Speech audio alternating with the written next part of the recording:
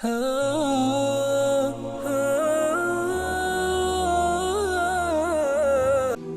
is taqwa? This is a question that the Amir al-Mu'mineen Amr radiyallahu anhu, he asked one of the companions, Ubay bin Ka'b, one of the most knowledgeable companions in the matters of deen and Quran, and he said, Ya Ubay, what is taqwa? Explain to me what taqwa is. So Ubay said, Ya Amir al-Mu'mineen, have you ever taken a thorny path? And Amr said, yes. He said, what did you do? He said, I raised my garment and I was very careful as I walked through that path not to hit any thorns that would not prick me. He said, this is taqwa. Some of you may not have taken a thorny path, but let me give you another example which I'm sure you can understand and relate to. You're driving in a car, and if you haven't driven before, you're a passenger in the car, and you get to a safety camera, one of those red light cameras. It's a school zone 40. What do? You slow down. You slow down while the camera's there. As soon as you pass the camera, what do most people do? They speed up again, yeah? Why did you slow down? Because your speed is being monitored. And this is taqwa. Taqwa to the believer is knowing, going through life, knowing that Allah subhanahu wa ta'ala is watching you.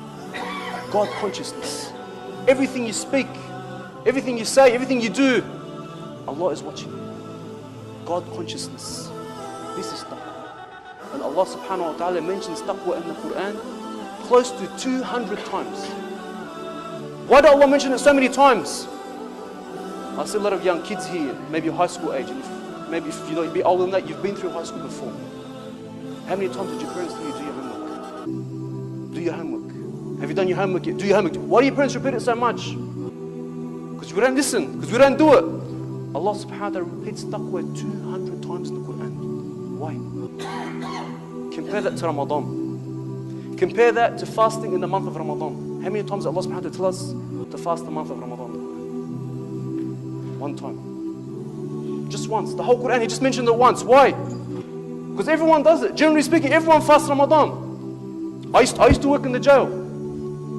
I used to see brothers in the jail, Muslim brothers, hardened criminals, thugs, gangsters, armed robbers, tattooed from head to toe. In Ramadan they're fasting, subhanAllah. Everyone fasts. Allah had to mention it once. But taqwa, Allah subhanahu wa ta'ala mentions it over 200 times. So what is the connection between taqwa and Ramadan?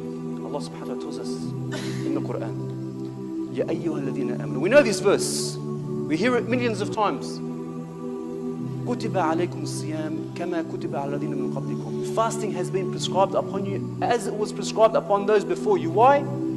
So that you may attain taqwa. لَعَلَّكُمْ تَتَّقُونَ. So what is the connection between fasting and taqwa? What is the connection between me not eating and drinking and attaining taqwa? Me not eating and drinking, is it something physical or spiritual? Physical, right? Is taqwa something physical or spiritual? Spiritual. So Allah subhanahu wa ta'ala is telling you, do something physical, and in return, you will get something spiritual.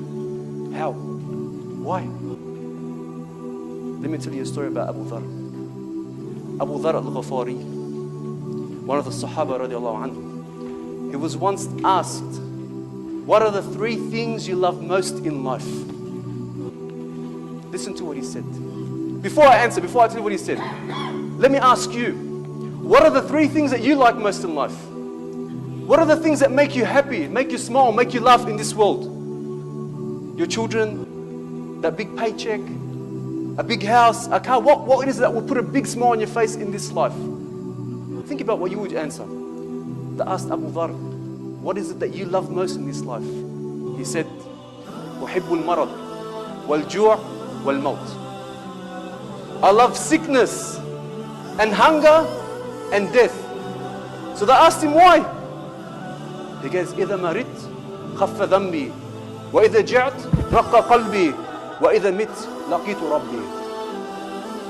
He said, if I get sick, my sins fall off. And if I get hungry, my heart becomes closer to Allah. And if I die, I meet my Creator. لا إله إلا الله لا إله إلا الله لا إله إلا الله ما لنا رب سواه.